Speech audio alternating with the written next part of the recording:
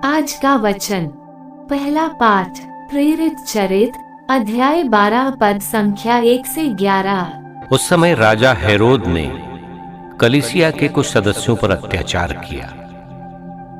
उसने योहन के भाई याकूब को तलवार के घाट उतार दिया, और जब उसने देखा कि इससे यहूदी प्रसन्न हुए तो उसने पेत्रुस को भी गिरफ्तार कर लिया।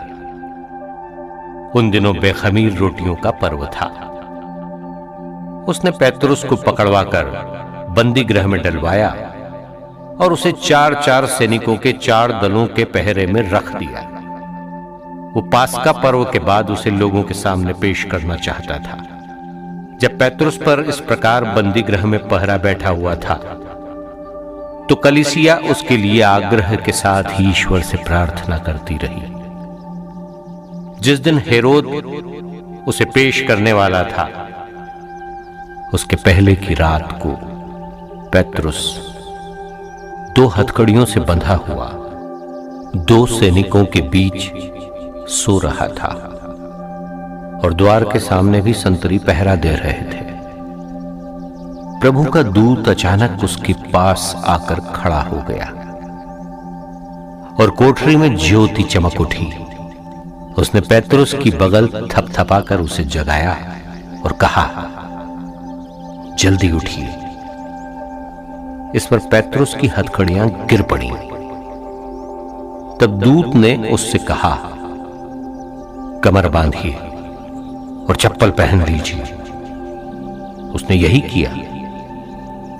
दूत ने फिर कहा, चादर ओढ़कर मेरे पीछे चले आइए। पेत्रुस उसके पीछे पीछे बाहर निकल गया। उसे पता नहीं था कि जो कुछ दूत द्वारा हो रहा है वो सच ही है। वो समझ रहा था कि मैं स्वप्न देख रहा हूं। वे पहला पहरा और फिर दूसरा पहरा पार कर उस लोहे के फाटक तक पहुंचे जो शहर की ओर ले जाता है। वो उनके लिए अपने आप खुल गया। वे बाहर निकले और गली के छोर तक आए कि दूत अचानक उसे छोड़कर चला गया। तब पेत्रुस होश में आकर बोल उठा, अब मुझे निश्चय हो गया कि प्रभु ने अपने दूत को भेजकर मुझे हेरोद के पंजे से छुड़ाया और यहूदियों की सारी आशाओं पर पानी फेर दिया है। दूसरा पाठ तिमोथियों के नाम संत पौलुस का दूसरा पत्र अध्याय 4 पद संख्या 6 से 8, 17 और 18। मैं प्रभु को अर्पित किया जा रहा हूँ। मेरे चले जाने का समय आ गया है। मैं अच्छी लड़ाई लड़ चुका हूँ, अपनी दौड़ पूरी कर चुका हूँ और पूर्ण रूप से ईमानदार रहा हूँ। अब मेरे लिए धार्मिकता का वह मुकुट तैयार है जिसे न्याय विचारपति प्रभु मुझे उस दिन प्रदान करेंगे। मुझको ही नहीं बल्कि उन सबों को जिन्होंने प्रेम के साथ उनके प्रकट होने के दिन की प्रतीक्षा की है, जिससे मैं सुसमाचार का प्रचार कर सकूं और सभी राष्ट्र उसे सुन सकें। मैं सिंह के मुंह से बच निकला। प्रभु मुझे दुष्टों के हर फंदे से छुड़ाएगा। वह मुझे सुरक्षित रखेगा और अपने स्वर्ग राज्य तक पहुंचा देगा।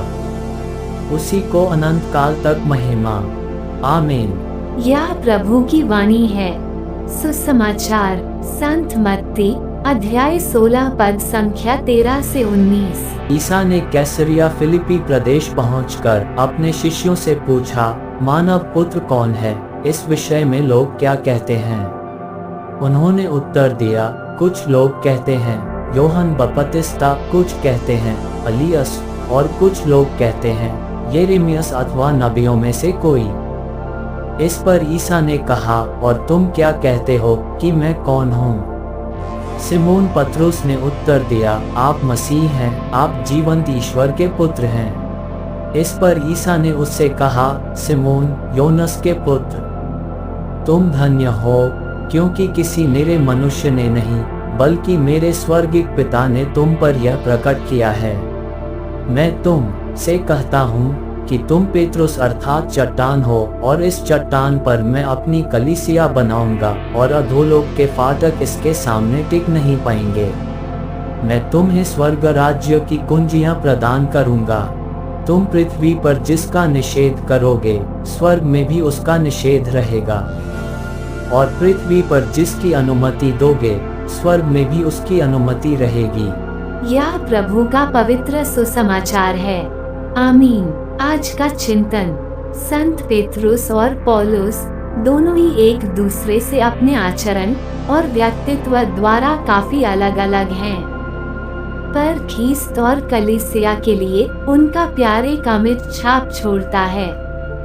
संत पेत्रुस साधारण मनुष्यों की तरह ही दिखलाए जाते हैं, जो बहुत सारी गलतियां करते हैं, पर वे ख्रीस्त के इतने वफादार हैं जिसकी कल्पना भी हम नहीं कर सकते हैं। मानवीय खामियों के बावजूद भी वे इतने विश्वासी हैं, जो उनके लिए अपना प्राण भी न्यौछावर करने को तैयार ही नहीं बल्कि न्यौछावर भी करते हैं। पर वहीं संत पौलुस का व्यक्तित्व बहुत ही पेचीदा है। वो एक धार्मिक कट्टरपंथी है। अपने मन परिवर्तन के पश्चात उनका यही व्यक्तित्व ख्रीस्त के लिए उभरता है। वे यहूदियों को ही सर्वप्रथम सुसमाचार सुनाते हैं। जैसे जैसे वे ख्रीस्त के बारे जानते हैं, वे अन्य गैर यहूदियों को भी उनके बारे बतलाते हैं। जैसे हम इनके जीवन पर मनन चिंतन करते हैं, आज हमें मनन चिंतन करने की आवश्यकता है। सुसमाचार प्रचार का कोई विशेष तरीका नहीं, पर हम अपने तरीके से ही सुसमाचार का प्रचार कर सकते हैं। मनन करें ऐसी कौन सी खूबी है जिसके द्वारा हम सुसमाचार का प्रचार कर सकते हैं। आमीन।